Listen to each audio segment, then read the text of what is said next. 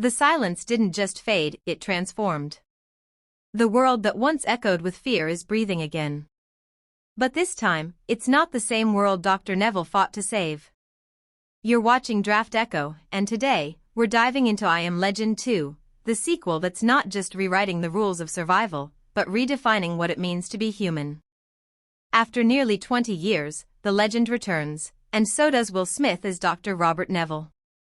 But here's the twist that changes everything: this isn't a reboot, and it's not a flashback. This story follows the alternate ending, the one where Neville lives. That single choice reshapes the entire mythos. He's no longer the man who died for humanity, he's the man who has to live with what humanity became. Neville has survived the unthinkable. But so have they. The infected are no longer the savage remnants of mankind, they're evolving. Smarter. Faster. Organized.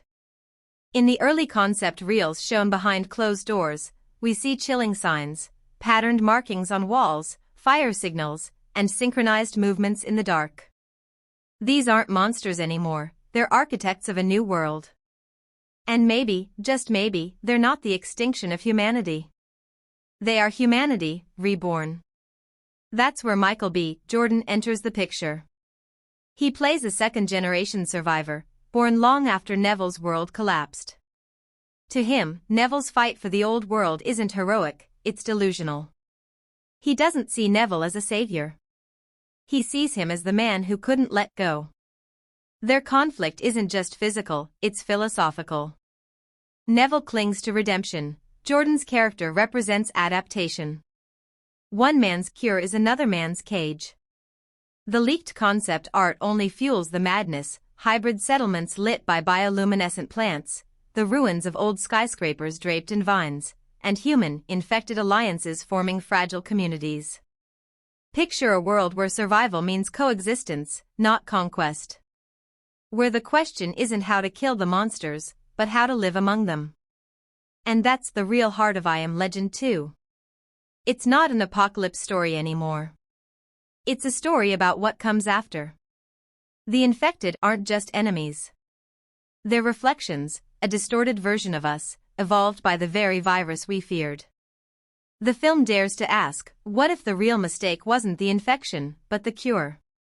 Insiders hint that this time, the story goes global: abandoned European labs, silent Asian megacities swallowed by forest, and survivors whispering about a virus still mutating underground.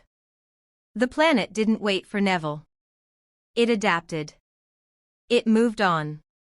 Warner Brothers is reportedly shaping this as the definitive post-apocalyptic epic of the decade: bold, mature, and deeply introspective. The rumored tagline says it all. The world moved on. Did he? So now, the question isn't whether Neville can save humanity. It's whether he can accept what humanity has become. Can the man who once hunted monsters learn to live among them? Or will he become the final relic of a world that refused to change? Drop your theories below. I'll feature the most mind-blowing ones when new footage hits. You're watching Draftecho, where survival meets storytelling, and legends never truly die, they evolve. Stay tuned. Because this is the rebirth of the apocalypse.